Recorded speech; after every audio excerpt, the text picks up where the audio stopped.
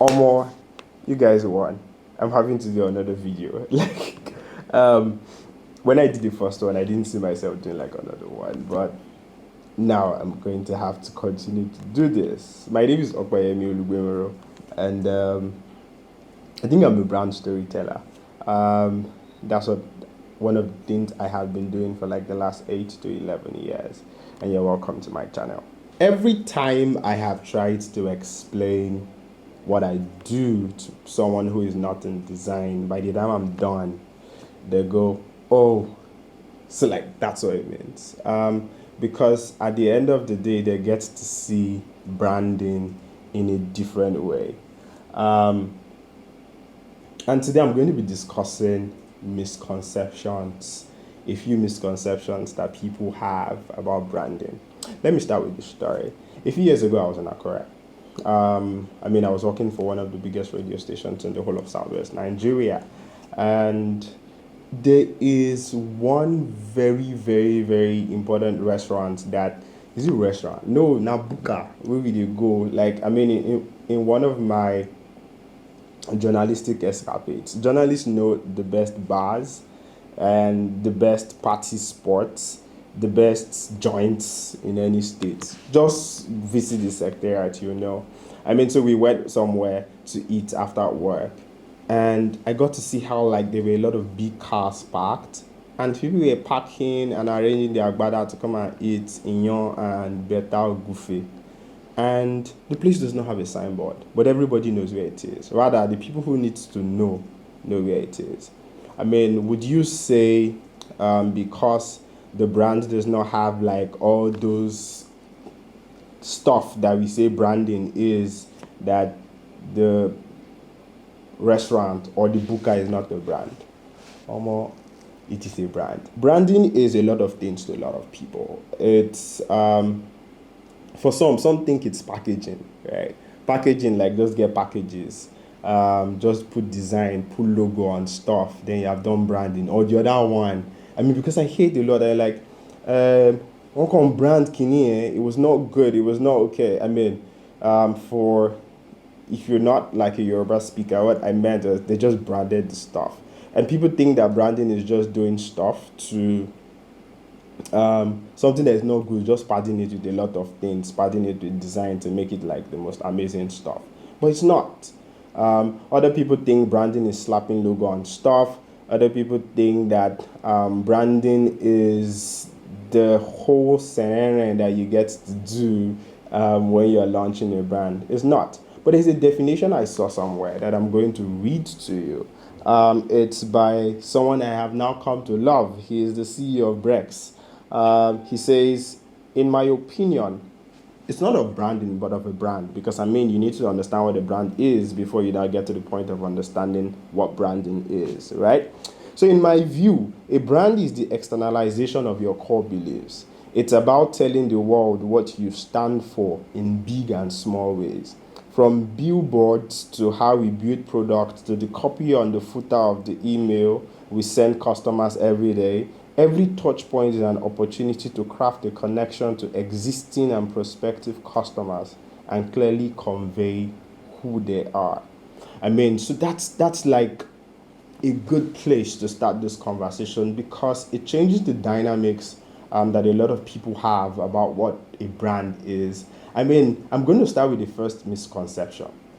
I've had it a lot of times when someone say, your brand is not who you say, your brand is not what it is, you say it is, your brand is what people say it is. And I'm like, I know that for almost everywhere I've spoken, and like the last 1 year, I have tried to cancel it, because it's like saying that my name is not Okbayemi because someone else thinks my name is otherwise, right? No. Your brand starts with you. Your brand is you, right?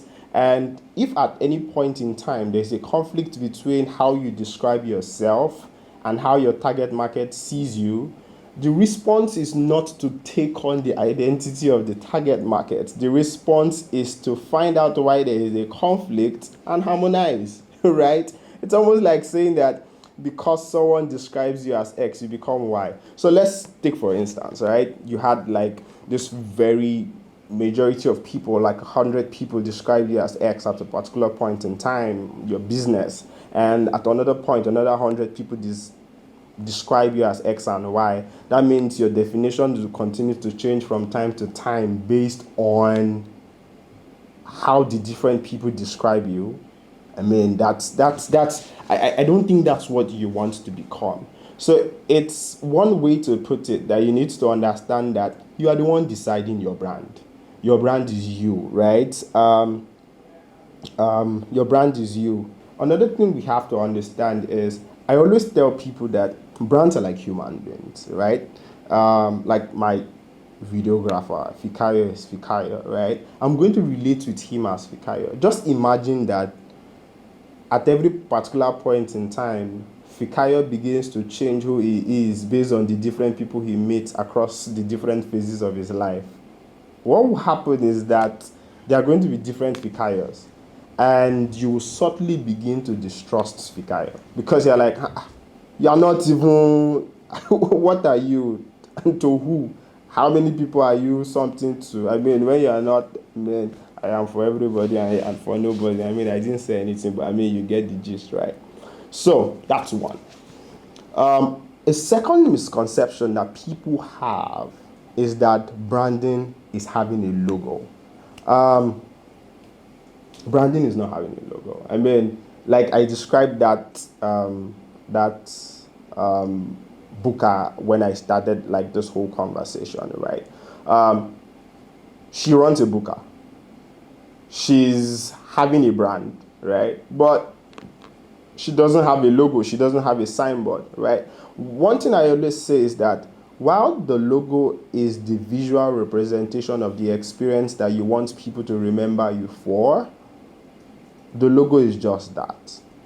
At one point in your life, you may need a logo if you want to scale, but at the start, the logo is not your branding. The logo is part of your branding. So you need to decide who you are, what you do, who you do it for, your personality in expressing it, clarity of your key messages, your big story, and several other things around your brand. So how do the people in your company treat the customers? What is your defined brand experience? What is the promise? Like I explained promise and expectation in the last video. I mean, you could go watch it. So a lot of these things have to be decided because your logo is going to remind you of an experience. Your logo is going to bring an experience to mind when people see it. I mean, so now when you see a Nike logo, what comes to mind? When you see an Apple logo, what comes to mind? So if you have not built what comes to mind when people see your logo, I mean, what is the logo reminding people of? So branding in itself is not logo, but your logo rather is part of branding. I mean, so I don't even like how it is part of branding. What's that? Well, I mean, just see it as it is, right? I mean, another one is that people always think that branding is expensive. Caveat, branding is expensive. So that I mean, not come and hang it on me that I said branding is not expensive. Branding can be expensive. But there are little things that you can start at the different level that you are. I mean, it's just being clear about your messaging. That's like the first part of branding. Understanding who you want to serve and how you want to serve them. That's the first and most basic part of branding. I usually say that most times, some people do not even understand what branding is, but they get it right. You know why? But that is also dangerous. A friend of mine would always give this example that if you mistakenly combine Na and Cl under the right conditions, you have salt, right? If you intentionally combine Na and Cl under the right conditions, you also get salt, NaCl, right? But the problem is the person who intentionally combined can replicate and scale, but the person who unintentionally combined cannot replicate and scale, right? So it is not always expensive, right? It starts the process. It starts with what you can afford. If you don't have a logo, create an experience that people will never forget. Create quality product that people will never forget. Have a messaging that people will never forget. Treat customers right. Understand your target market and build for them.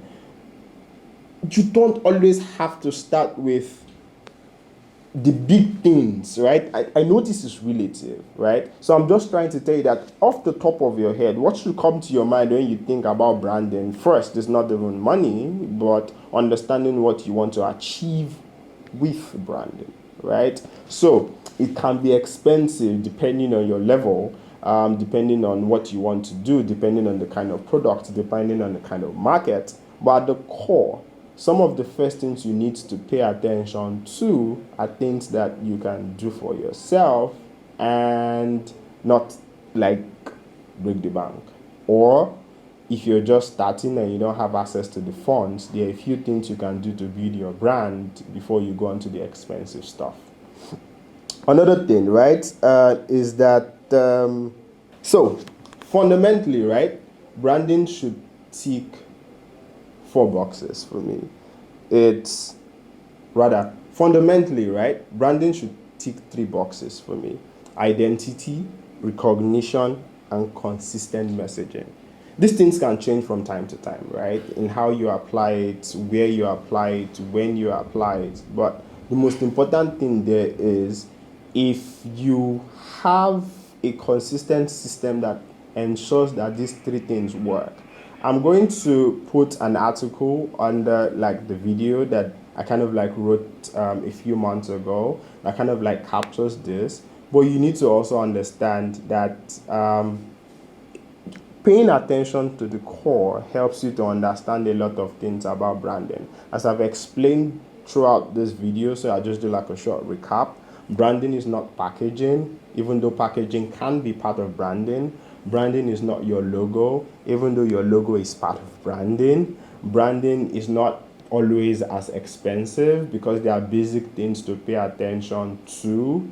And branding is not that effort at becoming what people say you are, if I put it that way. It is understanding who you are and reinforcing, and it is understanding who you are and reinforcing it through different messages, right? Through different messaging and different other styles and processes and systems to get people to see that this is who you are, and connecting with people beyond like everyday conversation and getting people to understand you, right? So if you have even gotten to know this, because this is where I'm going, if you have even gotten to like notice something, most people feel connected to people who take a stand on something, right? And so if your brand is always pandering, if your brand does not have a stand, that means there is no place for people to stand on with you, right? So choose the people you want to serve, right? So that they are clear about who is standing with them, and so you are not mistaken for something else, right? And if you can understand this core, then you can now begin to build with activities that strengthens this stand. And if you get this right, maybe you're on the path to building the next Apple, the next Google, the next Facebook, from wherever you are. So, thank you very, very much for being with me till the end of this video. Subscribe. I think there's a bell. Would there be a bell? I'll find out if there's a bell. So subscribe, follow, like, comment, and share with your friends. Have a great day. I'm still Okoyemi Olubemiro.